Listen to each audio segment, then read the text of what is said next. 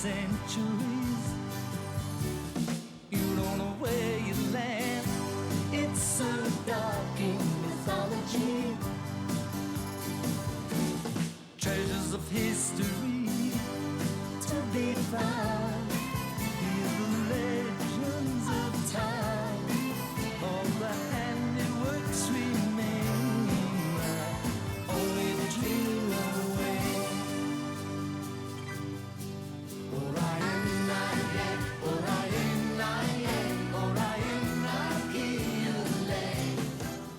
Colin Baker was unceremoniously fired after the trial of a Time Lord. Why? Lots of reasons, none of which were Colin's fault. The man was almost literally given his dream job and failed by everyone around him. What made the firing worse was that J&T still wasn't allowed to move on to another producing job, and was forced to do the firing himself. So we lost a doctor who loved the show and wanted to play the part for at least 8 years. And we're stuck with a producer who really didn't want to be there. The new Doctor was Sylvester McCoy, the first non-English Doctor. Allegedly, Sidney Newman, the creator of the show, was asked for his thoughts on who should be the 7th Doctor, and he said bring back Patrick Troughton. It would have been a short-lived incarnation, as Troughton died before season 24 began filming. I don't know if this was deliberate, but Sylvester McCoy's 7th Doctor started off as an inferior copy of Patrick Troughton's 2nd. He was small, comedic and non-threatening on the surface. The 2nd Doctor played the recorder, and the 7th played the spoons. 7 did evolve after a while, though.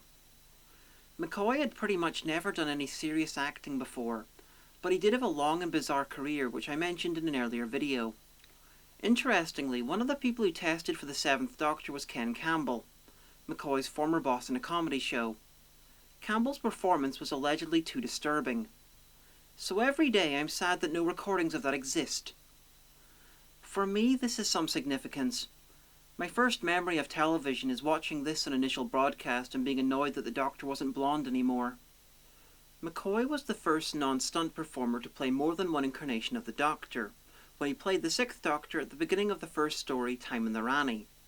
Colin Baker angrily refused to come back for the regeneration story. I think he assumed they'd skip the regeneration and begin with the 7th Doctor. But no. They moved the regeneration to the start of the story and put a wig on McCoy. McCoy, who's about a foot shorter and much slimmer than Colin Baker. Practically anyone would have been a better double than Sylvester McCoy. I think this demonstrates how little fucks some people gave by this point. Time in the Rani is about the newly regenerated Doctor getting entangled with the Rani. The Rani, who without the Master to look better than, has basically turned into him. Beforehand she was 2 things, a moral and a scientist.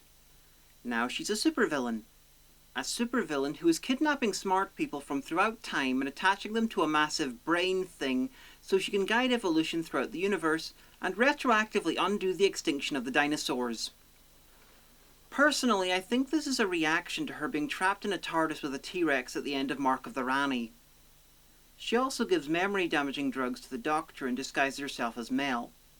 Possibly because that's the sort of thing the Master would do. And yes, I'm suggesting that the Anthony Ainley Master would dress up as Bonnie Langford. This is terrible. Really bad. Awful. After the Twin Dilemma, it's the worst regeneration story of the classic show. The only thing worth seeing is the new Doctor doing the post-regeneration usual stuff, like be forgetful and pick out a new look. A little portentous, perhaps, Mel? Pretentious is the word. Old hat. Not frilled. How's that? Ah, thank goodness in this regeneration I've regained my impeccable sense of haute couture. Oh, and how did the 6th Doctor die? I have no idea.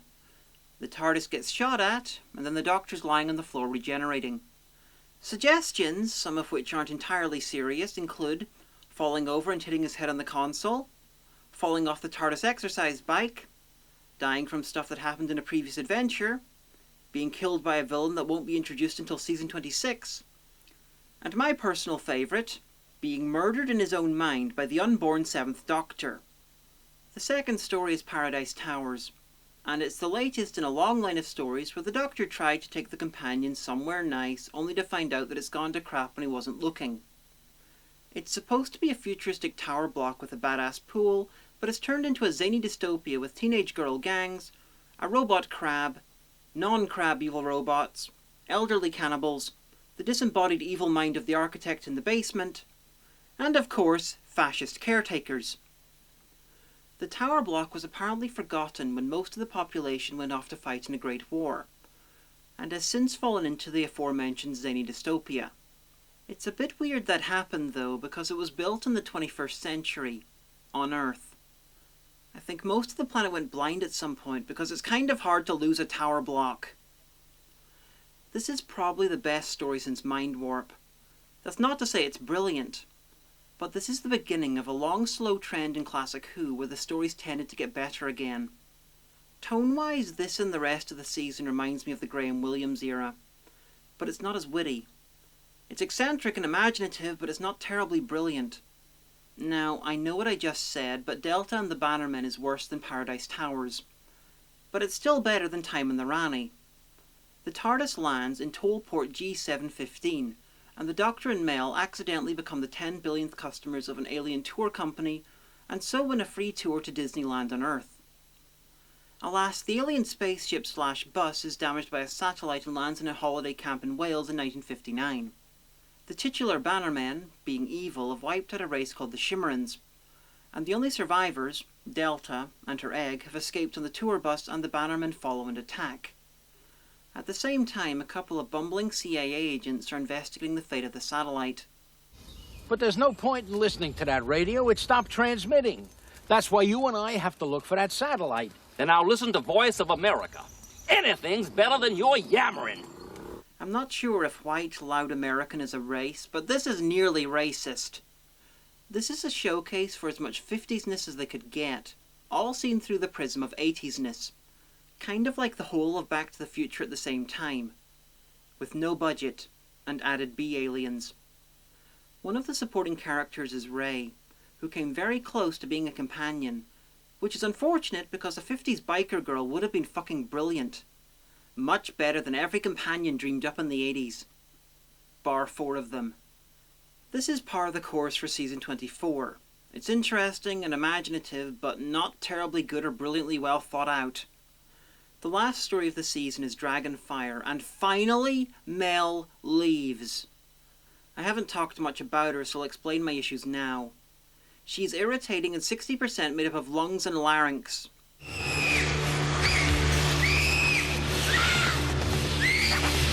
She's a throwback to the sort of companion that people think happened a lot in the 60s, but honestly kinda didn't. Sarah Kingdom would have shot her in the head after half an episode. Anyway, Dragonfire. The TARDIS lands on Ice World. It's a world with ice. Actually, it's a trading colony on the planet Svartos. It's full of travellers, outlaws and rumours.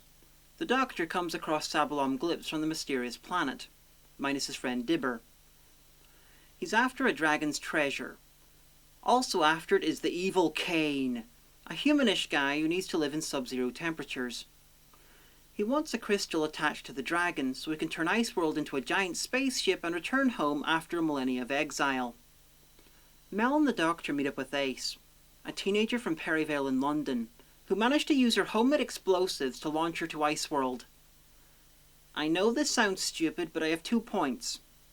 1, it is stupid, but it perfectly lines up with the rest of season 24. And 2, that's not actually what happened. They retcon it in season 26. Ace is the last companion in the classic show. You could argue she was a precursor to Rose, and the model of how companions are handled in the new show generally. She's from the modern day, working class, from London, and multiple stories are connected to her life and or her family. In fact, in season 26 we find out that everything that happens from Dragonfire until then is wrapped around her history and her connections to an old enemy of the Doctor's. I'm flat out saying it. She is the prototype for the new Who companions. At the end, Mel leaves with Sabalom Glitz for some reason. I say for some reason because it's not until the books that we got an explanation. The Doctor hypnotized her into going with him. Because he wanted to hang out with Ace, and didn't care that Glitz had sold his entire crew into slavery. I'd call the Seventh Doctor a bit of a bastard, but that's self-evident. Now, if the Seventh Doctor being a bit of a bastard isn't self-evident to you, just wait. You'll understand soonish. Dragonfire is fun, silly, and typical Season 24. You could take many of the generic things I said about Paradise Towers and Delta and the Bannerman and just transplant it here. This also features one of the show's weirdest cliffhangers. Just watch this clip and try to work out what the fuck he's doing.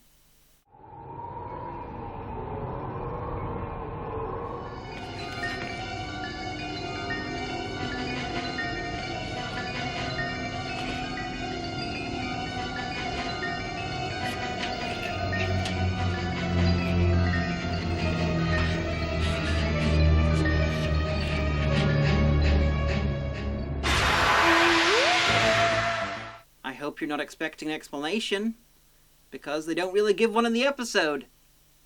And yes, this is where Clara was watching him in the name of the Doctor. Doctor! Just to save him.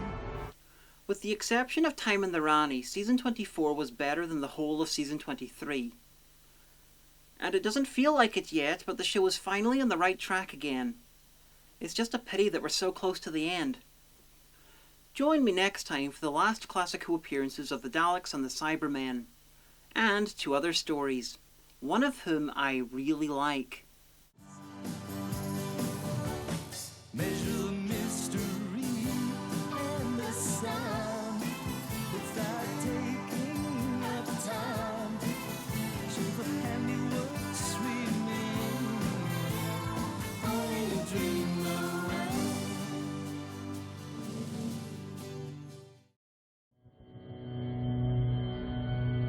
We are about to take a journey from the dawn of time to the distant future. We will explore worlds, galaxies, space, and time.